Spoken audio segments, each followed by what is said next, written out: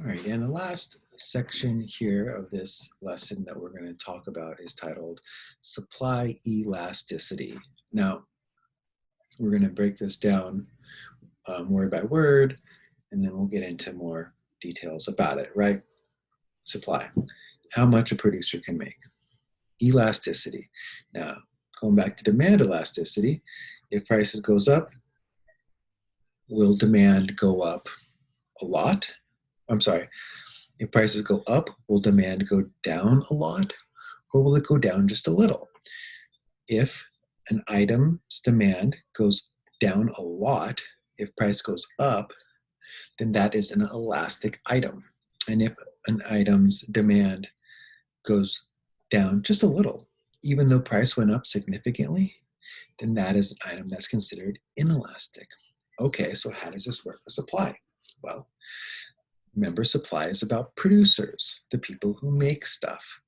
So if the price of an item goes up dramatically, can a producer turn around and start making more of that item quickly, or is it going to take a while for that company to increase its supply of the item?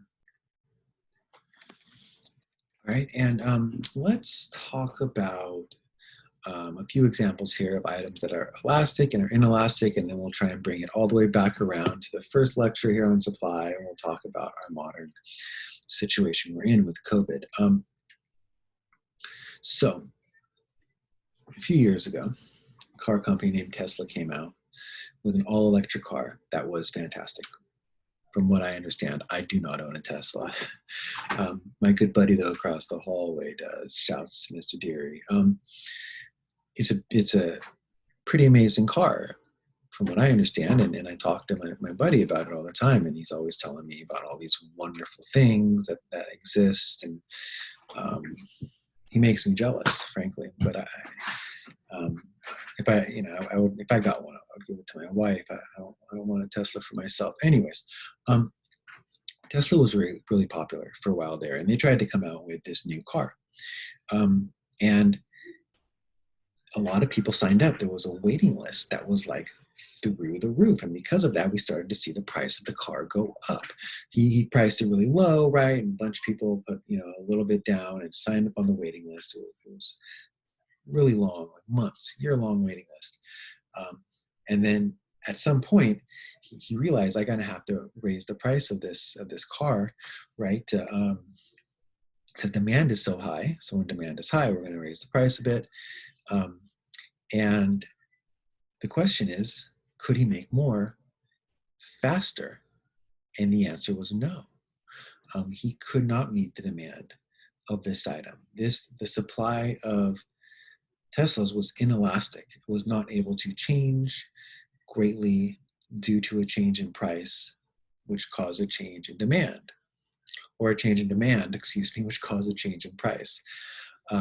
So the answer to that was no.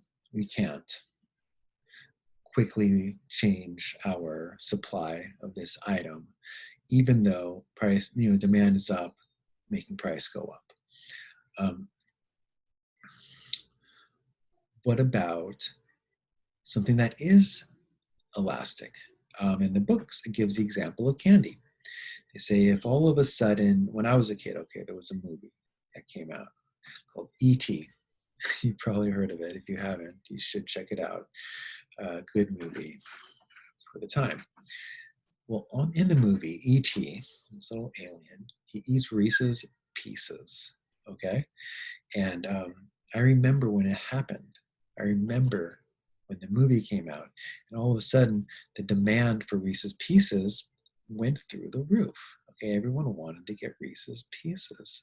And the question then goes, can Reese's increase its supply of Reese's Pieces enough to keep up with the increased demand, which has caused an increase in price of this item?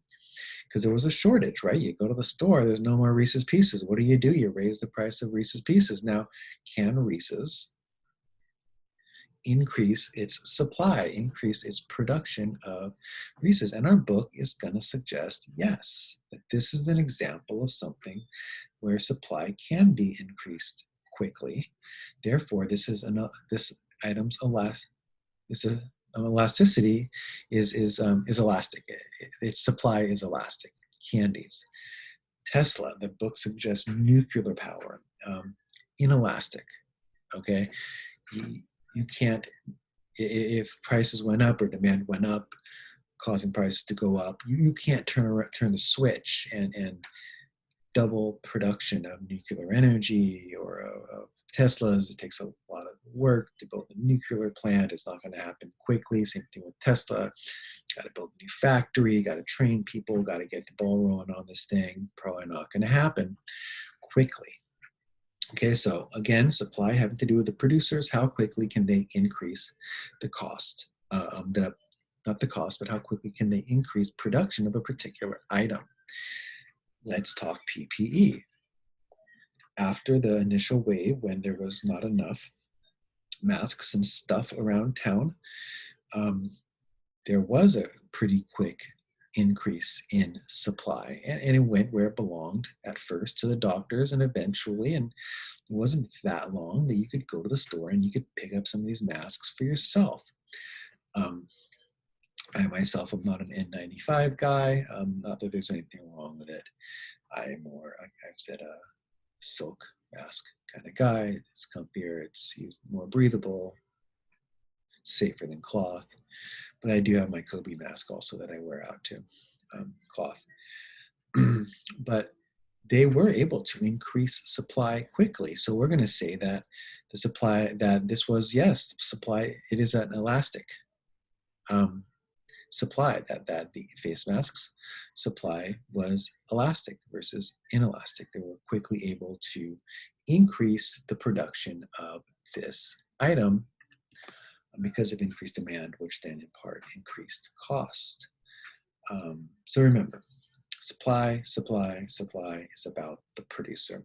It's about the guy, the company that makes the item. Okay, demand is about the consumer, it's about the person who buys it. And of course, elasticity has to do with how quickly a producer can start increasing its supply of an item if prices go up, largely because of demand. There are other reasons why prices can go up also.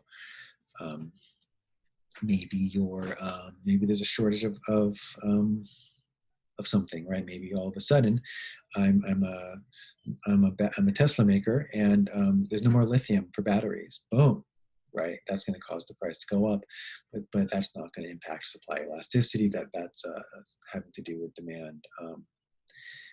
Why demand would go up or down. That's from the last section.